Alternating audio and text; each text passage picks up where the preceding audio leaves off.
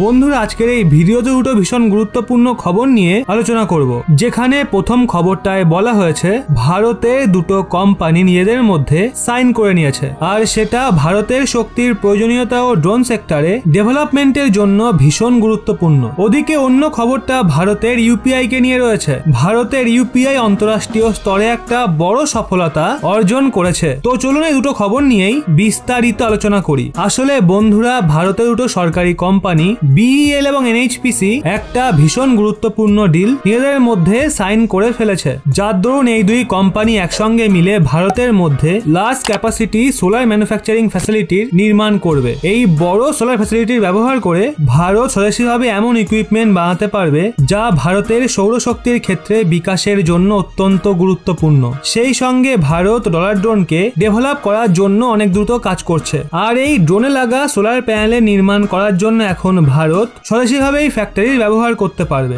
যার জন্য আমাদের বাইরের দেশগুলোর উপর নির্ভর করে থাকতে হবে না, আর আমরা স্বতন্ত্রভাবে সেগুলোকে ডেভেলপ করতে পারবো। এই ফ্যাসিলিটির সহায়তায় ভারত স্বদেশীভাবে উচ্চ শ্রেণীয় ক্ষমতার সোলার সেল বানাতে পারবে, যা যে কোনো সাধারণ সোলার সেলের তুলনায় অনেক বেশি শক্তি উৎপন্ন করবে, আর সেগুলোর ব্যবহার ভারত বড় স্তরে করতে পারে। বন্ধুরা, সোলার ড্রোন অনেক গুরুত্বপূর্ণ, লাভদায়ক এবং ভরসাযোগ্য হয়, কারণ সেগুলোকে ওড়ানোর জন্য বিদ্যুতের প্রয়োজন সৌরশক্তির মাধ্যমে মেটানো যায়। এর জন্য এটা অনেক বেশি ইকোনমিক্যাল, কিন্তু এমনটা করার জন্য তাদের ভেতরে উচ্চ শ্রেণীয় ক্ষমতার সোলার সেল ও সোলার প্যানেল লাগাতে হয়। এখনো পর্যন্ত ভারত সেগুলো রপ্তানি করত, কিন্তু যদি এই ফ্যাসিলিটি দ্রুত বানিয়ে ফেলা হয় তো ভারত সোলার ড্রোন দিয়ে বিকাশে আত্মনির্ভরতা অর্জন করে ফেলবে, যার জন্য ভারত এই শ্রেণীতে দ্রুত বিকাশ লাভ করতে পারবে। যদিও এখনো এই লার্জ ক্যাপাসিটি সোলার ম্যানুফ্যাকচারিং ফ্যাসিলিটিকে স্থাপন করার জন্য কেবল প্রাথমিক চুক্তি স্বাক্ষরিত হয়েছে, এখনই এটা বলা যায় না এই ফ্যাসিলিটিকে কবের মধ্যে এবং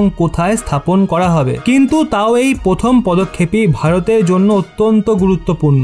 ভারতের সৌরশক্তির ক্ষেত্রে বিকাশ করার জন্য আর ভারতের প্রাইভেট ও সরকারি কোম্পানি সৌরশক্তি ও সোলার ড্রোনের মতো ফিউচারিস্টিক প্রজেক্টে দ্রুত কাজ করছে, যা ভারতের জন্য অত্যন্ত পজিটিভ একটা খবর। তো চলুন বন্ধুরা এবার এগোই আমাদের দ্বিতীয় খবরের দিকে। তো বন্ধুরা, ভারতের ইউপিআই আজ থেকে 6 বছর আগে লঞ্চ করা হয়েছিল, আর তবে থেকে ভারতের ভেতরে ইউপিআই অত্যন্ত জনপ্রিয় হয়েছে। ইউপিআই এর জন্য দেশের ভেতরে পয়সা লেনদেন করা সহজ হয়ে গেছে। মাত্র কিছু সময়ের মধ্যেই একজন ব্যক্তি হাজারো কিলোমিটার দূর থেকে নিজের কোনো আত্মীয়, বন্ধু বা বিজনেস পার্টনারকে পেমেন্ট করতে পারে। মানে দেখা হলে ইউপিআই ভারতের জন্য পয়সার লেনদেন করা চিরকালের জন্য বদলে দিয়েছে, অনেক সরল, সুগম ও সুরক্ষিত বানিয়ে দিয়েছে। কিন্তু এখন ইউপিআই কেবল দেশের ভেতরেই নয়, বরং দেশের বাইরেও, মানে অন্তররাষ্ট্রীয় স্তরে ভারতীয়দের জন্য লেনদেন করা সহজ ও সুরক্ষিত করতে চলেছে। ভারত থেকে প্রতি বছর লাখ লাখ সংখ্যায় মানুষজন গোটা বিশ্বে ঘুরতে যায়। যদি এক্ষেত্রে ইউপিআই অন্তররাষ্ট্রীয় স্তরে তাদের কাজে আসে তো সেটা ভারতীয় মানুষদের জন্য খুব ভালো হবে। বন্ধুরা, খবর বেরিয়ে সামনে আসছে ব্রিটেনও এখন তাদের দেশে ইউপিআই কে অ্যাকসেপ্ট করার অনুমতি দিয়ে দিয়েছে। অর্থাৎ যদি আপনি একজন ভারতীয় হন আর আপনি কাজের জন্য বা ঘোরার জন্য ব্রিটেনে যান, তো আপনি খুবই সহজে ব্রিটেনে ইউপিআই এর ব্যবহার করে পেমেন্ট করতে পারবেন আর নিজেদের যাত্রাকে খুবই সহজে, সরল ও সুরক্ষিত করতে পারেন। এমনটা করার জন্য ব্রিটেন প্রচন্ড উৎসাহিত, আর ব্রিটেনের একটা কোম্পানি ভারতের ইউপিআই এর সঙ্গে মিলে এই কাজকে পূরণ করবে, যাতে ভারতের ইউপিআই অন্তররাষ্ট্রীয় স্তরে নিজের আধিপত্যকে আরো মজবুত করতে পারবে। বর্তমান সময়ে ভারতের UPI Nepal, Bhutan, Malaysia, Singapore, UAE এবং ফ্রান্সের মতো দেশগুলোতে ব্যবহার করা হয়, কিন্তু এখন ব্রিটেনও এই দলে যুক্ত হওয়ায় ইউপিআই এর মার্কেট আরো বড় হয়ে গেছে। সেই সাথে খুবই দ্রুত রাশিয়াও ইউপিআই কে অ্যাকসেপ্ট করতে পারে। তো দেখা হলে ভারতের ইউপিআই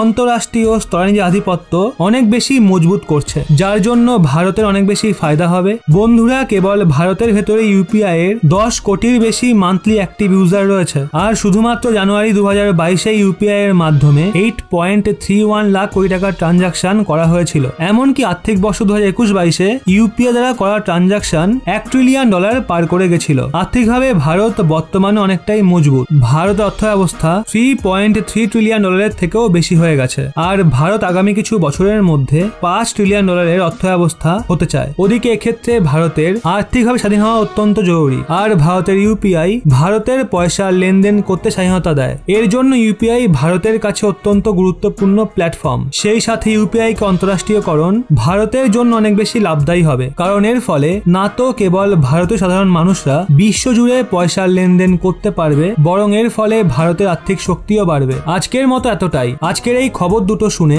বিশেষ করে ইউপিআই এর খবরটা শুনে আপনাদের কেমন লাগলো নিচে কমেন্টে অবশ্যই জানান।